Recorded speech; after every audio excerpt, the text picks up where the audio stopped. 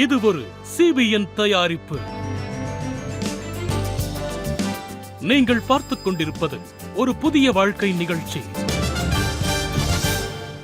வணக்கம். ஒரு புதிய வாழ்க்கை நிகழ்ச்சிக்கு உங்களை அன்புடன் வரவேற்கிறோம்.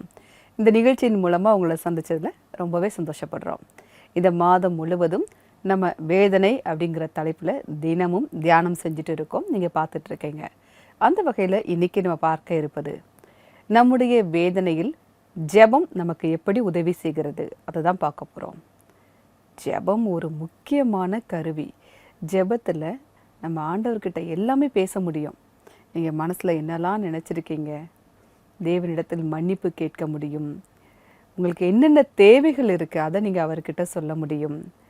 எல்லாமே நம்ம ஜெபத்தில் தேவனிடத்தில் பேச முடியும். அது மட்டும் இல்லை, இன்றைக்கி புதன்கிழமை ரீஜனல் ஃபோக்கஸ் ராஜஸ்தானை பார்க்க போகிறோம். ராஜஸ்தான்ல இருந்து ஜீவனுள்ள சாட்சிகள், பாடல்கள் எல்லாவற்றையுமே நாங்கள் உங்களுக்காக கொண்டு வந்திருக்கோம். வாங்க பார்க்கலாம்.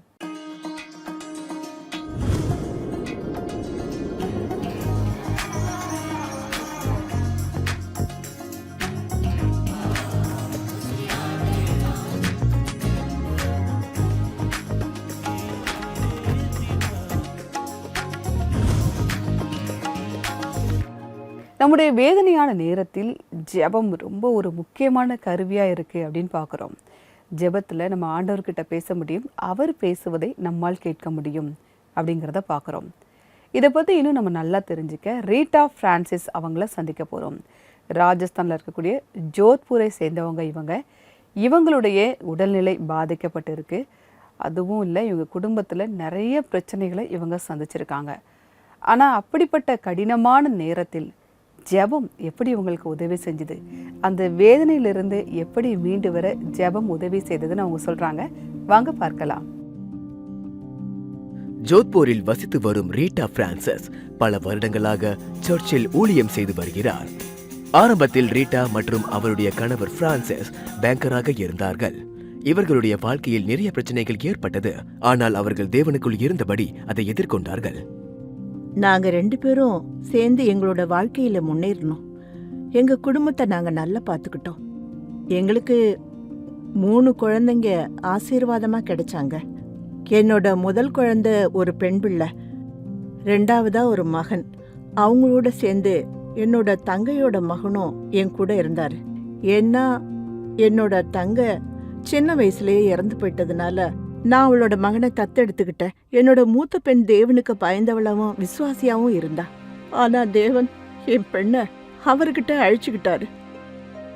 அந்த நாளை என்னால மறக்கவே முடியாது. எங்களுக்கு அந்த நாள் ஒரு துயரமான நாளாவே இருந்துச்சு. அனாமிகா ஒரு சாலை விபத்தில் திடீரென்று இறந்து போனதால் ரீட்டாவின் குடும்பத்தில் மிகப்பெரிய துயரம் சூழத் தொடங்கியது. இந்த துயரமான நேரத்துல என் மகள் இறந்த செய்திய அவளோட மாமனார் வீட்டில் சொல்ல வேண்டிய மிகப்பெரிய பொறுப்பு எனக்கு வந்துச்சு. வீட்டில் எல்லாரும் நில குலைஞ்சு போயிருந்தாங்க. அவங்களுக்கு ஆறுதல் கொடுக்கிற தைரியத்தை தேவன் எனக்கு கொடுத்தாரு. நான் தளர்ந்து போகல. குடும்பத்தில் எல்லாரையும் நான் பார்த்துக்கிட்டேன். இந்த மாதிரி ஒரு நேரத்தில் திடீர்னு எங்க அப்பாவுக்கு உடம்பு சரியில்லாம போயிடுச்சு. அவரும் இறந்துட்டாரு. அந்த அதிர்ச்சி என்னால தாங்க முடியல. அதுக்கப்புறம் என்னுடைய அம்மாவையும் நான் இழந்து போயிட்டேன். இது 2 மாசத்துக்கு முன்னாடி நடந்த சம்பவம். அதுக்கப்புறம் நாங்க தினமும் ஜெபம் செய்வோம். தேவன் கிட்ட எங்களுக்கு வலிமையை கொடுங்கன்னு கேட்போம். இதுவரை நடந்தது எல்லாமே தேவனுடைய சித்தம் அப்படின்னு நினைச்சு நாங்க ஜெபம் பண்ணிக்கிட்டு இருந்தோம். இப்படியே 1 வருஷம் முடிஞ்சிருச்சு.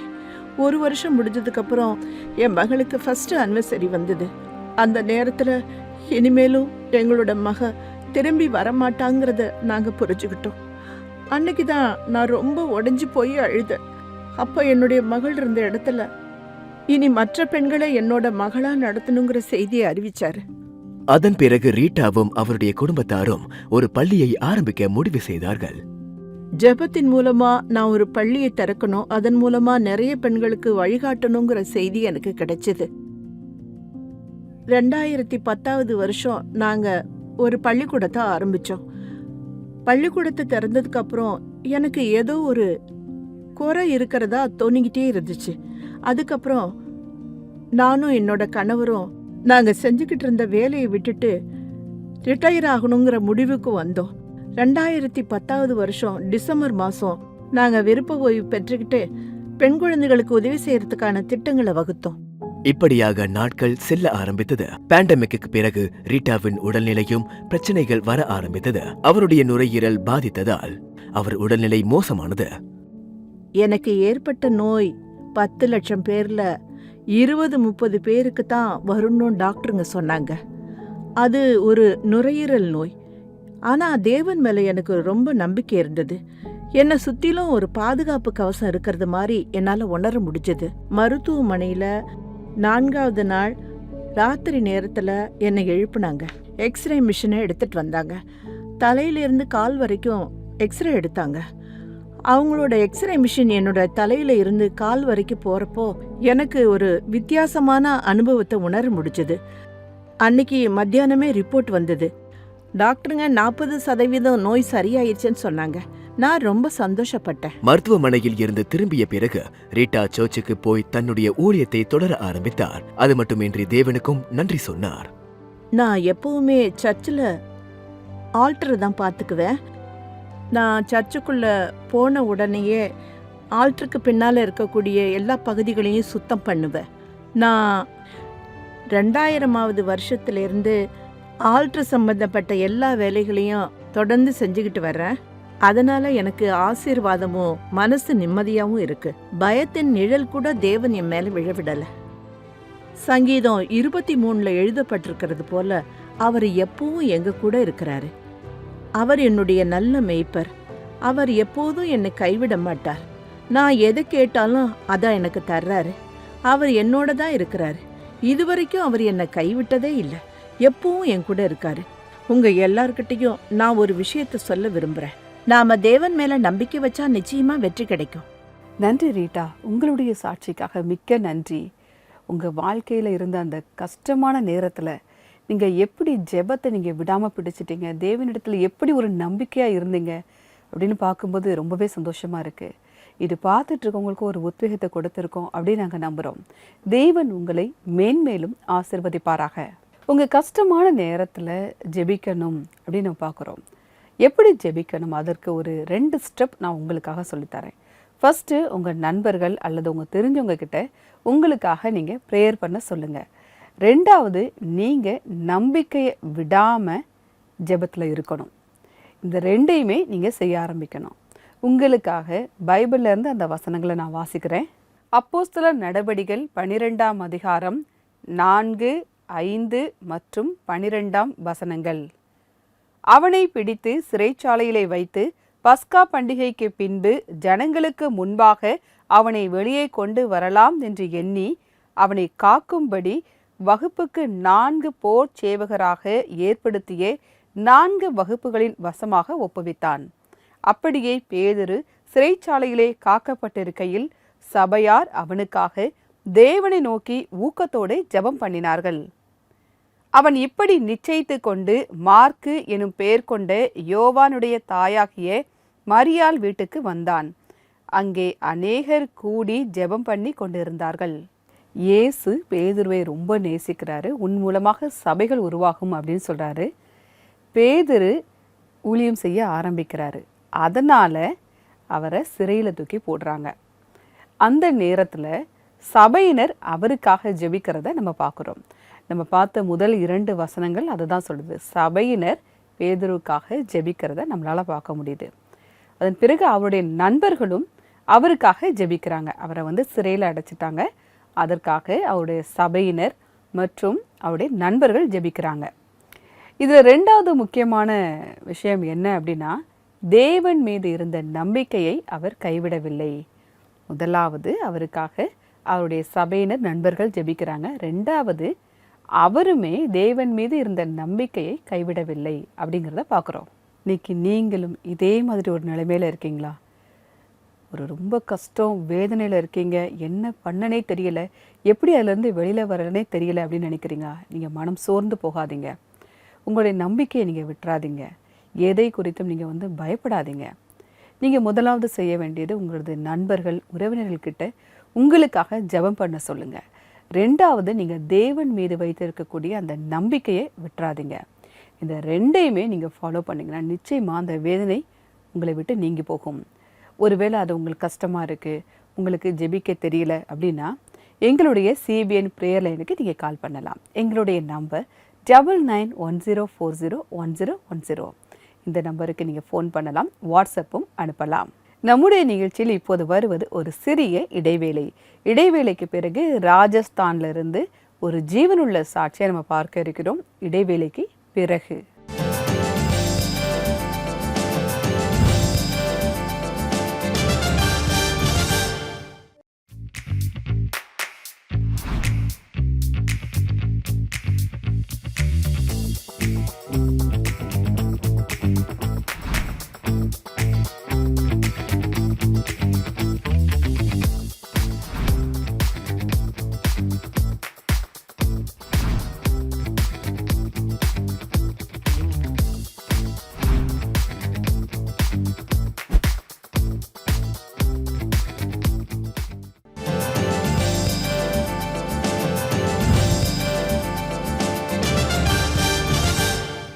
வெல்கம் பேக் டு ஒரு புதிய வாழ்க்கை.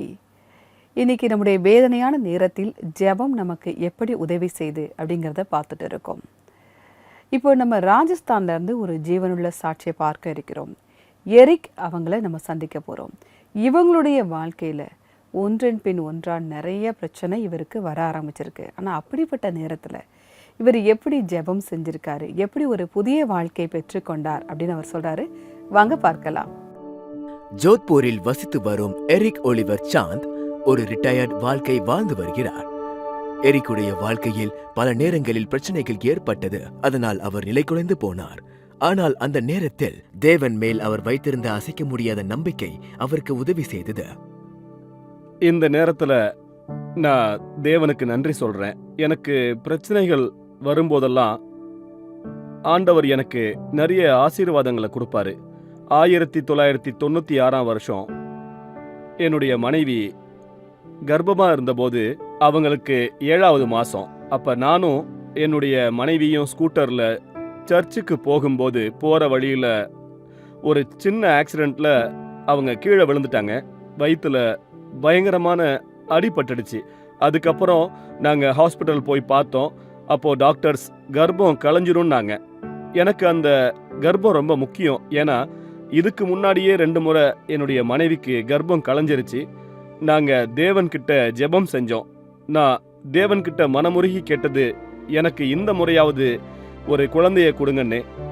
அவர் எங்களுடைய ஜெபத்தை கேட்டாரு. எனக்கு ஒரு நல்ல பெண் குழந்தை பிறந்தது. அவங்க இப்போ PhDயும் முடிச்சிட்டாங்க. இப்போ தேவனுடைய அனுகிரகத்தால அவருக்கு அரசாங்க வேலைக்கான வாய்ப்பும் கிடைச்சிருக்கு. தன்னுடைய மகள் பிறந்து சில வருடங்களுக்கு பிறகு எரிக் தன்னுடைய குடும்பத்தோடு மிகவும் சந்தோஷமாக வாழ்ந்து வந்தார். இந்த நிலையில் அவருக்கு இருதய நோய் ஏற்பட்டது. நான் வேலை செஞ்சுக்கிட்டு இருக்கும்போது 2014 வருஷம் எனக்கு திடீர்னு இதயத்துல ஒரு பிரச்சனை வந்துச்சு. என்னுடைய இதயத்துல வலி ஏற்பட்டுச்சு. அது அட்டாக்குன்னு தெரிய வந்துச்சு. அப்போ எனக்கு உதவி செய்யறதுக்கு யாருமே என் கூட இல்லை. என்னுடைய மனைவி தனியா இருந்தாங்க. என்னை மருத்துவமனைக்கு கூட்டிட்டு போனாங்க. டாக்டர் ICUல வச்சு 48 மணி நேரம் கண்காணிப்புக்கு அப்புறம் எனக்கு ஆஞ்சியோகிராம் நடந்தது. ஆஞ்சியோகிராஃபிக்கு அப்புறம் என்ன நடந்துச்சுன்னு எனக்கு தெரியல. அப்புறம் மறுபடியும் ஒரு 15 நாள் கழிச்சு மறுபடியும் ஒரு ஆஞ்சியோகிராம் செஞ்சாங்க. என்னுடைய 2வது ஆஞ்சியோகிராஃபி நடந்தபோது டாக்டர்கள் என்கிட்ட உங்களுக்கு ஓப்பன் ஹார்ட் சர்ஜரி செய்ய போறோம்னு சொன்னாங்க. ஆபரேஷன் தியேட்டருக்கு வெளியே இருந்த என்னுடைய மனைவிக்கு இந்த விஷயம் தெரிய வந்துச்சு. அவங்க உடனே ஜெபம் செய்ய ஆரம்பிச்சாங்க. தேவன்கிட்ட மண்டிட்டு எனக்காக ஜெபம் செஞ்சாங்க. ஆபரேஷனுக்கு முன்பாக டாக்டர்கள் சீனியர் டாக்டரை கலந்து ஆலோசிக்க அழைத்தார்கள். அப்ப டாக்டர் இத பத்தி ஆலோசனை பண்றதுக்காக மேல வந்தாரு. அப்போ அங்க என்னுடைய மனைவி மண்டிட்டு ஜெபம் செய்யறத பார்த்தாரு. அவர் என்னுடைய மனைவியோட தலையில கைய வச்சு, அவரு உங்களுடைய தேவன் உங்களுடைய ஜெபத்தை கேட்டுட்டாரு. இனிமே உங்களுடைய கணவருக்கு இதயத்துல எந்த பிரச்சனையும் இல்லைன்னு சொன்னாரு. தேவனுடைய அனுக்கிரகத்தால இதுவரைக்கும் எனக்கு ஸ்டண்ட் வைக்கல. எந்த பிரச்சனையும் அதுக்கப்புறம் ஏற்படவும் இல்லை. நான் இப்ப நல்லா இருக்கிறேன், நல்ல ஆரோக்கியமாவும் இருக்கேன். இருதய நோய் பிரச்சனையில் இருந்த எரிக் மீண்ட பிறகு 2019 வருடம் எரிக் தன்னுடைய வேலையில் இருந்து ஓய்வு பெறுவதற்காக தயாராகிக் கொண்டிருந்த நிலையில் அவர் ஜாண்டிஸால் பாதிக்கப்பட்டார். சில மருந்து மாத்திரையோட விளைவு காரணமா என்னுடைய உடல்நிலை நாளுக்கு நாள் ரொம்ப மோசமாக ஆரம்பிச்சிருச்சு. நான் ரொம்ப சீரியஸ் ஆயிட்டேன். என்னுடைய கால்ல இருந்து இதயம் வரைக்கும் வீக்கம் ஏற்பட்டுடுச்சு. என்னுடைய உடம்புல நீர் அதிகமா சேர ஆரம்பிச்சிருச்சு. என்ன மருத்துவமனையில 48 மணி நேரம் கண்காணிப்புல வச்சிருந்தாங்க. அந்த நேரத்திலையும் என்னுடைய குடும்பத்தார் தேவன் கிட்ட மனமுருகி ஜெபம் செஞ்சாங்க, உபவாசம் இருந்து ஜெபம் செஞ்சாங்க. அதுக்கப்புறம் தேவனுடைய அனுக்கிரகத்தால எல்லா சிகிச்சைகளும் வெற்றிகரமா நடந்து முடிஞ்சது. நான் முழுவதும் குணமடைஞ்சு என்னுடைய வேலையிலிருந்து ஓய்வும் பெற்றுட்டேன். இது வரைக்கும் எந்த பிரச்சனையும் எனக்கு ஏற்படல. எரிக் தன்னுடைய வாழ்க்கையில் பைபிள் வசனம் மற்றும் ஜெபத்திற்காக மிக முக்கியமான இடத்தை கொடுக்கிறார். பைபிள்ல இந்த வசனத்தை எப்பவுமே எந்த நேரமும் நான் என் மனசுல வச்சிருக்கிறேன். யாத்திராகமம் அத்தியாயம் 15 வசனம் 2ல அதுல இப்படி எழுதப்பட்டிருக்கு, கர்த்தர் என் பெலனும் என் கீதமும் ஆனவர், அவர் எனக்கு ரட்சிப்பும் ஆனவர், அவரே என் தேவன், அவருக்கு வாசஸ்தலத்தை ஆயத்தம் பண்ணுவேன், அவரே என் தகப்பனுடைய தேவன், அவரை உயர்த்துவேன். இந்த வசனம் எனக்கு மிகப்பெரிய பலத்தை கொடுக்குது. இது எனக்கு ரொம்ப மகிழ்ச்சியை கொடுக்குது. நான் இதை எப்பவுமே பின்பற்றுவேன். எரிக்குடைய குடும்பத்தார் பல கடினமான பிரச்சனைகளை சந்தித்தார்கள். ஆனால் அவர்கள் தேவன் மேல் அசைக்க முடியாத நம்பிக்கை வைத்திருந்தார்கள். அவர்களுக்கு வலிமை கிடைத்துக் கொண்டே இருந்தது. அதற்காக அவருடைய குடும்பத்தார் தேவனுக்கு நன்றி சொல்கிறார்கள். நன்றி எரிக் ஆலிவர், உங்களுடைய சாட்சிக்காக மிக்க நன்றி. ஜெபத்தை நம்ம சாதாரணமாக நினைக்கக்கூடாது. நம்ம முழு மனதோட ஜெபிக்கும் போது நம்முடைய வாழ்க்கையில் தேவன் பெரிய மாற்றத்தை தருகிறார் அப்படிங்கிறத நாங்கள் உங்களுடைய சாட்சியின் மூலமாக பார்த்தோம். தேவன் உங்களை மென்மேலும் ஆசிர்வதிப்பாராக. இதே போன்ற சாட்சிகளை நீங்கள் மறுபடியும் பார்க்கணும், உங்கள் நண்பர்களுக்கு நீங்கள் ஷேர் பண்ணணும் அப்படின்னா நம்முடைய CBN இந்தியா யூடியூப் சேனலில் போய் பாருங்கள். அங்கே நீங்கள் பார்க்கலாம், உங்கள் நண்பர்களுக்கும் நீங்கள் ஷேர் பண்ணலாம். இது தமிழ் மொழியில் மட்டும் இல்லை, மற்ற மொழிகளிலேயும் அது இருக்கும். உங்களுக்கு பிடித்த மொழிகளிலேயே இந்த சாட்சிகள், பாடல்கள் எல்லாவற்றையுமே உங்களால் பார்க்க முடியும். மறக்காமல் CBN இந்தியா யூடியூப் சேனலை சப்ஸ்கிரைப் பண்ணுங்கள். அது மூலமாக நிறைய நோட்டிஃபிகேஷன் உங்களுக்கு தெரிய வரும். நம்முடைய நிகழ்ச்சியில் இப்போது வருவது ஒரு சிறிய இடைவேளை. இடைவேளைக்கு பிறகு பார்க்கலாம்.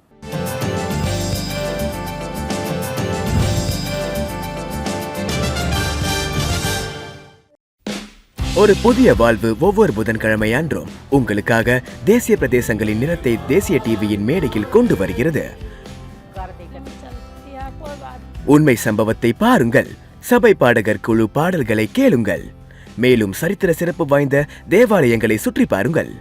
ஒவ்வொரு புதன்கிழமையும் ஒரு புதிய இடத்திற்கு செல்லுங்கள். உள்நாட்டிலும் வெளிநாட்டிலும் இருந்து ஒரு புதிய வாழ்வின் ரீஜனல் போக்கஸை பார்ப்பதற்காக கிவ் டு CBN.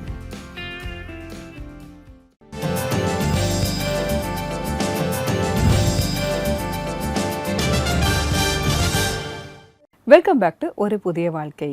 இன்னைக்கு ரீஜனல் ஃபோக்கஸ் ராஜஸ்தான் மாநிலத்தை பார்த்துட்டு இருக்கோம். ராஜஸ்தான் மாநிலத்திலிருந்து ஜீவனுள்ள சாட்சிகள், பாடல்கள் எல்லாவற்றையுமே பார்த்துட்டு இருக்கோம். இது இன்னும் அநேக மக்களுக்கு போய் சேர நீங்கள் எங்களுக்கு உதவி செய்யலாம். அதற்கு நீங்கள் எங்களுடைய வெப்சைட்டை விசிட் பண்ணுங்கள். எங்களுடைய வெப்சைட் www.cbnindia.org/give-to-cbn. நம்முடைய நிகழ்ச்சியில் இது ஜெபம் செய்வதற்கான நேரம். வாங்க ஜெபிக்கலாம். அன்பின் பரலோக பிதாவே, இந்த நேரத்திற்காக நன்றோடு உம்மை துதிக்கிறோம் அப்பா. அப்பா, இந்த நேரத்தில் யாரெல்லாம் கஷ்டத்தில் இருக்காங்களோ அவங்களுக்கெல்லாம் உதவி செய்யுங்கப்பா. அவங்களுக்கு என்ன பிரச்சனைன்னு உங்களுக்கு தெரியும் ஆண்டவரே. அப்பா, அவங்க பிரச்சனை எதுவாக இருந்தாலும் நீங்கள் அவங்களுக்கு உதவி செய்யுங்கப்பா. ஜெபத்திலே அப்பா நீங்கள் எங்களுக்கு உதவி செய்கிறீங்க நாங்கள் பார்க்குறோம் கர்த்தாவே. ஜெபத்திற்கு அந்த வல்லமை இருக்குது நாங்கள் பார்க்குறோம் கர்த்தாவே. அப்பா, எங்களுடைய நம்பிக்கையை நாங்கள் உங்கள் மேலே வைக்க நீங்கள் உதவி செய்யுங்கப்பா. உங்களுடைய பிரசன்னத்தால் எங்களை நிறைத்து கொள்ளும் கர்த்தாவே.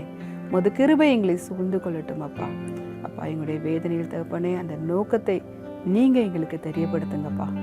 நீங்கள் எங்களுக்கு உதவி செய்ய வல்லவராக இருக்கிறீங்கப்பா. அதற்காக நன்றி. இந்த வேதனை நீங்கள் எங்களுக்கு உதவி செய்யுங்க. படிக்கின்ற பிள்ளைகளுக்கு நல்ல ஞானத்தை தாங்க கர்த்தாவே.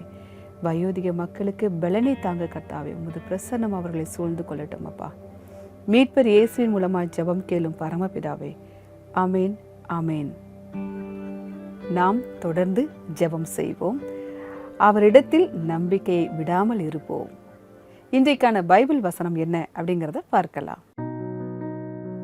நீங்கள் ஒன்றுக்கும் கவலைப்படாமல் எல்லாவற்றையும் குறித்து உங்கள் விண்ணப்பங்களை ஸ்தோத்திரத்தோடே கூடிய ஜெபத்தினாலும் வேண்டுதலினாலும் தேவனுக்கு தெரியப்படுத்துங்கள்.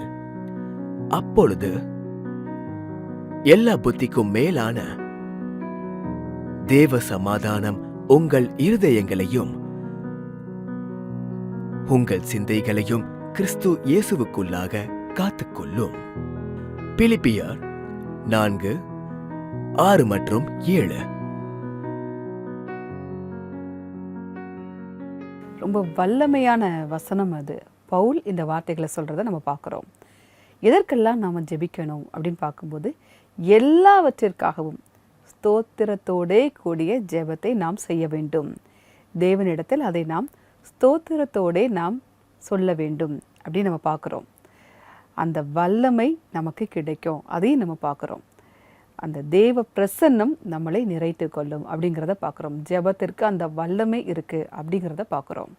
நம்ம தொடர்ந்து நமக்கு என்ன நடந்தாலும் சரி, ஆண்டவர்கிட்ட அதை தெரியப்படுத்திக்கிட்டே இருக்கணும். அவர் நமக்கு பதில் தருகிறவராக இருக்கிறார். நம்முடைய நிகழ்ச்சியில் இப்போது ஒரு இனிமையான ஆராதனை பாடலை பார்க்கலாம்.